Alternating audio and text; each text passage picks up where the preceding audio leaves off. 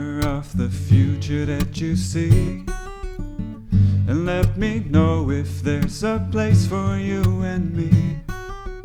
Don't jump to conclusions, but when we wake up one day, I wanna take you away. Let me show you why it's all worthwhile, and together go the extra mile. There is so much more adventure out there to explore, and isn't that what living's for?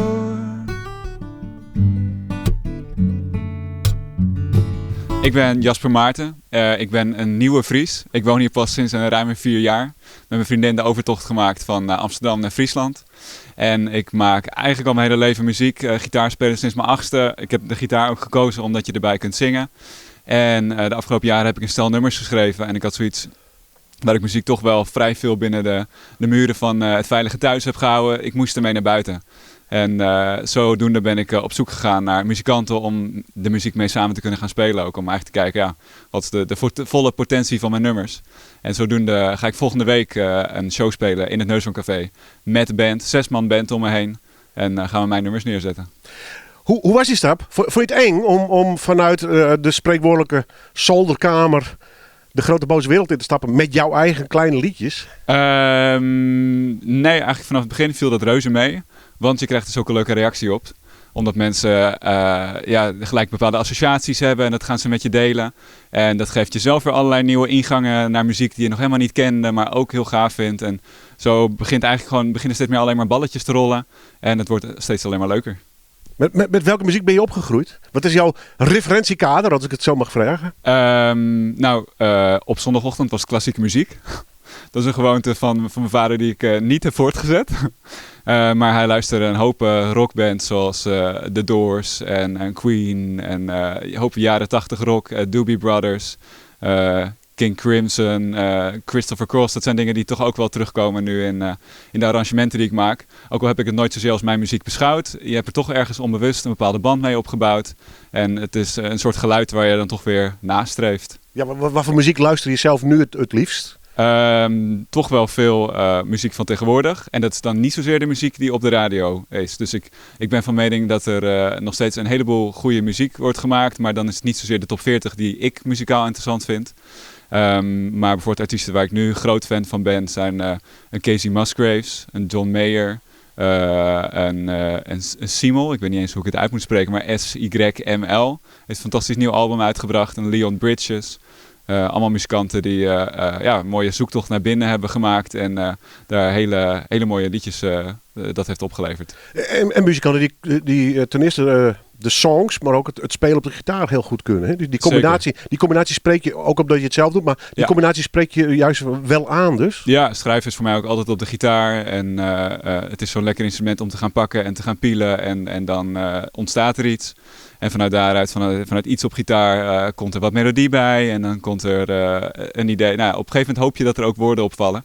En hoe meer muziek ik luister van die artiesten die me inspireren, hoe meer ik daar zelf ook in thuis raak. En steeds meer ga schrijven. Ja. Muzikanten, hoeveel heb je er om je heen verzameld? En is dat een vaste band of iets projectmatigs? Hoe sta je daarin? We hebben deze projectmatig ingestoken. Dus ik had de datum. Ik had een paar mensen waarvan ik wist dat ze interesse hadden. En we zeiden, we gaan deze nu neerzetten volgende week.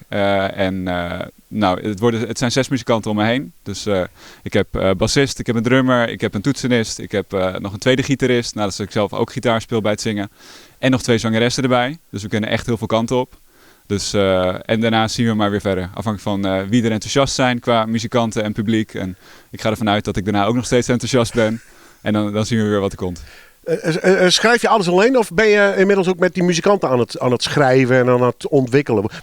Wat is je werkwijze? Ja, tot nu toe alleen. Maar ik merk dat ik juist het proces van met andere muzikanten muziek maken en ook muziek schrijven heel tof vind. En een van de tofste dingen eigenlijk om mee bezig te zijn.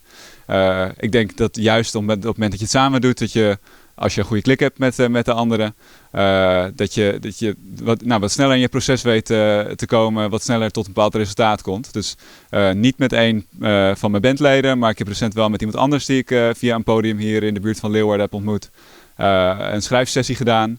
En in een middagje hadden we 2 coupletten en een refreintje staan. En in diezelfde tijd had ik dat in mijn eentje nooit voor elkaar gekregen. Dus dat is zeker ook iets waar ik mee aan de slag wil. Het proces van samenschrijven. Ja. Wat ga je presenteren? Het is de presentatie rondom de EP. Maar dat zal zeker niet alleen maar de EP zijn. Want op de EP, het is een project wat ik 2 jaar geleden ben gestart. Toen ik tussen 2 banen in zat. Ik had er een paar maanden tussen expres genomen om thuis in de thuisstudio eigen muziek op te gaan nemen. Dus in principe de muziek die op Spotify staat nu, de 4 nummers. 80-90% van wat er te horen is, dat ben ik zelf. Op een beetje viool en een beetje saxofoon na, wat ik echt niet kan spelen. Ik zit even te denken, wat was de draad van het verhaal? Wat is het verhaal eigenlijk van de EP? Ja, de EP zijn die 4 nummers die ik grotendeels zelf heb gedaan. En om een avond te kunnen vullen wilde ik meer materiaal hebben. Dus inmiddels heb ik vorig jaar nog weer 4 nummers erbij geschreven. Begin dit jaar uitgewerkt qua arrangementen. En echt ook geschreven naar de arrangementen geschreven nadat het met band spelen moest zijn. Dus die EP-nummers was ik lekker vrij. Ik kon desnoods 100 laagjes over elkaar leggen. Want het was toch niet met het idee om het live te spelen. Maar nu moet het live neergezet worden. Dus de nieuwe nummers voelden wat slimmer om die al te gaan arrangeren naar het moet met de band overeind staan. Ja. Dus we gaan 8 nummers volgende week spelen. Zelf in ieder geval heel veel ingespeeld, maar je noemt het al even, thuisstudio. Heb je de plaat of de EP zelf helemaal opgenomen en afgemixt en dat soort dingen? Of heb je daar nog hulp bij gehad? Ja, bij het mixen en master heb ik hulp gehad. Dus dat heb ik door iemand laten doen die aan de andere kant van het land woont. Via een online producersforum leren kennen. En bij hem een aantal dagen in de studio geweest. En dus echt mee mogen kijken over zijn schouder naar hoe hij de hele boel in elkaar mixt. Dus ontzettend veel van geleerd in dat opzicht. En niet dat ik het nu zelf kan zoals hij het kan. Maar op die manier wel een heleboel van het hele proces al opgestoken. Ja. Waar gaan de nummers over eigenlijk, meestal? Is er een rode lijn? Ik denk dat die steeds wat meer duidelijk wordt. Dus ik ga niet zozeer schrijven met het idee, nu wil ik een nummer hierover schrijven. Het is eigenlijk meer, ik ga ervoor zitten en ik hoop dat er iets verschijnt. En achteraf kom ik erachter, dit had eigenlijk meer betrekking op hetgeen wat ik nu doormaak dan ik door had op het moment dat ik het schreef. En ik denk de rode draad door de liedjes heen. Nou, het is deels wel het proces geweest waarin ik bijvoorbeeld samen met mijn vrienden heb besloten om naar Friesland te verhuizen. En je toch een nieuw leven gaat opbouwen. En dat viel ook nog eens samen met de coronacrisis. Eigenlijk midden in de corona zijn we die verhuizing naar Leeuwarden gedaan. En daarbij kwam natuurlijk dat in corona viel er van alles stil. Daarna bouwde er weer van alles op. In een nieuwe plek voor mij, een nieuwe omgeving. En dan kom je er een beetje achter hoe je daar eigenlijk mee omgaat. Dan word je op een bepaalde manier bewust van dingen. Ook dingen kom je erachter hoe je eigenlijk vindt dat je dat niet goed doet. Hoe het je in de weg zit. En hoe je daar een positieve draai aan geeft. Hoe je daar makkelijker mee omgaat. En ik denk vanuit daaruit is ook de stap gekomen. Ja, ik wil met de muziek naar buiten. Ljouwert, Jereveen, best wel een beetje Fries of net? Nou, laten we dit interview maar gewoon in het Nederlands houden. Ik denk als we het in het Fries proberen, het wordt gekke werk. Maar bevalt het je een beetje? Zeker weten, ja.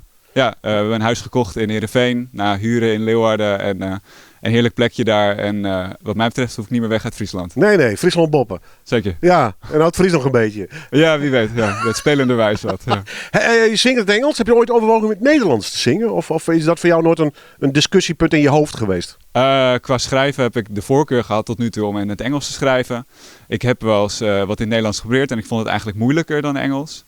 Ergens ook omdat je kritischer bent op de eigen taal dan als het gaat om Engels. Er wordt al zoveel in het Engels geschreven, ergens past het er dan wat makkelijker tussen. Maar ik sta zeker open om wat meer in het Nederlands te gaan doen. En zo ga ik volgende week tijdens de show in het voorprogramma van Heidse ook een nummer van Heidse met Heidse doen. Ja, want Heidse is Nederlandstalig, hè? En dat is een Nederlandstalig nummer. Ja. Praat wel Fries, gewoon bij de koffie trouwens. Oké. Die kan jou het Fries leren. Ja, laten we stapje voor stapje.